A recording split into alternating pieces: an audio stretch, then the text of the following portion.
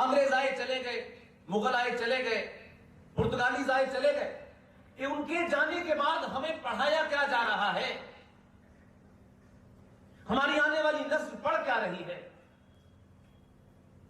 और ये इसलिए पढ़ाया जा रहा है, तो किस दुनिया के डॉक्यूमेंट में लिखा हुआ है कि 15 अगस्त 1947 को भारत आजाद हुआ। और किसी भी समाज का जो उसका मोराल होता है, जो उसका सम्मान होता है, वो एक एक झूठ में रहना चाहती हैं, झूठ बोलना चाहती हैं और झूठ सुनने की आदी हो जाती है। इसलिए अगर किसी ने कह दिया तो हम उसको बिना सोचे समझे फॉलो करना शुरू कर देते हैं। और वो समाज, ये शिकायत किस होता हो जिसकी तहजीब में डायलॉग होता हो, कितना भी जटिल विषय हो, वो समाज आज किसी ने कहा ये महान है, महात्मा है, तो एक जगह उसका तर्क यह है कि भगवान राम ने सीता की अग्नि परीक्षा क्यों ली, जिंदा होने की निशानी है। लेकिन वही समाज गांधी पे सवाल उठाता है, उनके क्यों कामों पे सवाल उठाता है, सीता पे, सब पे सवाल उठा सकते हैं, लेकिन गांधी जी पे बात करने से डरते क्यों हैं? भाषा की मर्यादा, शालीनता को ध्यान में रखते हुए आप कोई भी बात कह सकते हैं। इसलिए कि हमने 70 सालों में सत्ताओं के पीछे भागना और सत्ता पे बैठे हुए लोगों के चापलूसी करने के अलावा कुछ सीखा नहीं। और हम डरते हैं कि अगर हम सत्ता के किसी बात से दूसरी राय रखते हैं और अगर हम ये कहेंगे तो पता नहीं क्या अनर्थ हो जाएगा। कुछ अनर्थ नहीं होगा। सत्ता के खिलाफ बोलना, गाली देना, कुतर करना एक अलग विषय है,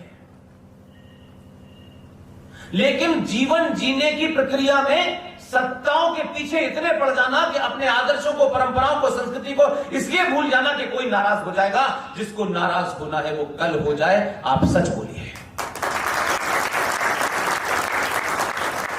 मैं कोई आपको ऐसी नई बात नहीं बता रहा, कोई ऐसा तथ्य नहीं बता रहा कि जिसकी परिभाषा मैं आपको नहीं दे रहा हूं, लेकिन अपने आप से सवाल पूछना चाहिए। सरकारें हमारे परंपराओं की परिभाषा तय करती हैं। सरकारों के अधीन आने वाले इंस्टीट्यूशन हिंदुत्व की परिभाषा तय करते हैं। इस सरकार के अंदर आने वाले एक इंस्टीट्यूशन सबरीमला में जेंडर जस्टिस को तय करता है। मंदिर और मस्जिद पे भी तय करता है।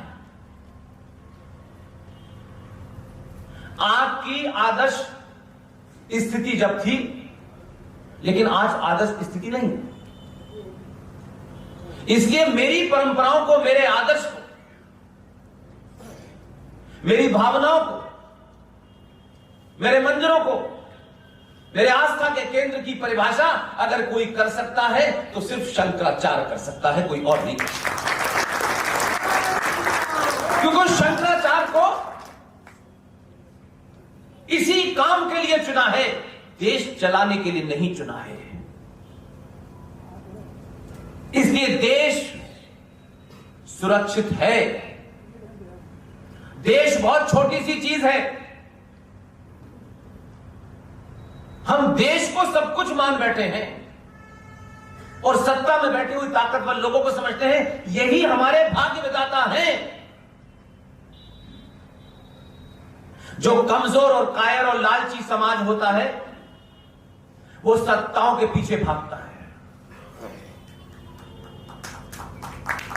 मेरा अपना मानना है, अपने दिल पे हाथ रखिएगा तब ताली बजाइएगा।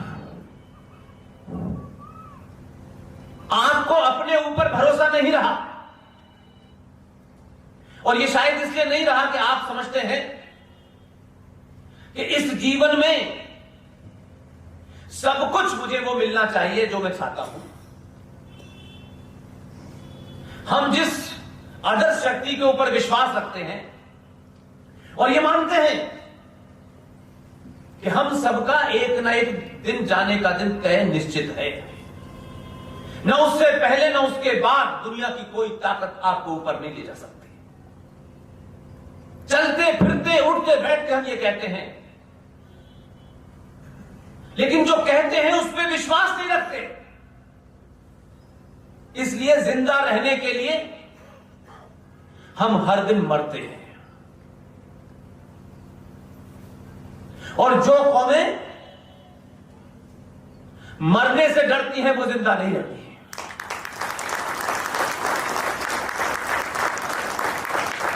मौत कब आएगी, कहां आएगी, कैसे आएगी, ये किसी को पता नहीं है, लेकिन आना जरूर है उसको। इसलिए हिंदू सनातनी समाज, मैं आपसे बात नहीं करता 1947 से पहले की, क्योंकि मैंने देखा नहीं। 1947 के बाद के डॉक्यूमेंटेशन सारे मौजूद हैं, इसलिए तथ्यों पे बात कहना चाहता हूं आपसे। किसका डर था आपको कि आपने किसी चीज का विरोध ही नहीं किया, और आज आप 2021 के भारत में, भारत की जनगणना के हिसाब से 90 करोड़ सनातनी हिंदू हैं। सबसे ज्यादा टैक्स देते हैं, जीएसटी देते हैं। भारत का संविधान कितना भी उसके अंदर कमियां हो, उसके बावजूद भी आप उसे मानते हैं। भारत की संसद में जैसे भी शक्ल के लोग गए हों, जिस भी विचारधारा के लोग गए हों, आपने भारत की संसद में पास हुए कानून को माना। इस देश की हर चीज में आपका कंट्रीब्यूशन ज्यादा है। आपने रेलों में, बसों में आग नहीं लगाई, लेकिन क्या वजह है कि 90 करोड़ समाज पूरी दुनिया में न बोलते वक्त शर्माता है, न उस बात को सोचने से पहले हम ये कहते हैं कि भाई हम जो सोच रहे हैं ये हम कहने क्या जा रहे हैं। हम पब्लिकली कोई बात कह दें, बिना जाने कह दें, तो हमको बड़ा कॉम्प्लेक्स होता है कि हमने इतने सारे लोगों के सामने कोई गलत तथ्य रख दिया, कोई गलत बात कह दी, और उस शर्माई से रहते हैं। लेकिन दुनिया में कोई राष्ट्र नहीं मिलता मुझे, कोई राष्ट्र नहीं मिलता जहां 90 करोड़ की पॉपुलेशन मेजॉरिटी में हो, कानून को मानती हो, सरकार के बनाए सारे नियमों का पालन करती हो, और सरकार से यह भीख मांगती हो कि हमें समान नागरिक अधिकार चाहिए। इसको 2 बार अपने मुंह से कहिए कि हम कह क्या रहे हैं, मांग क्या रहे हैं, और क्या है हम जो हम मांग रहे हैं।